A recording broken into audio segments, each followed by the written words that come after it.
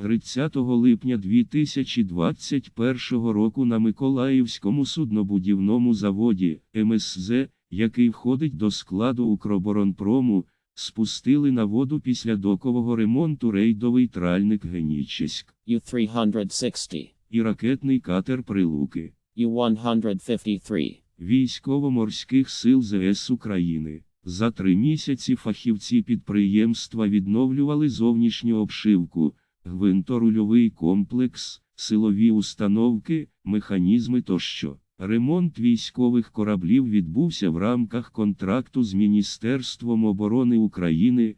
Всі роботи завершено в обумовлені терміни.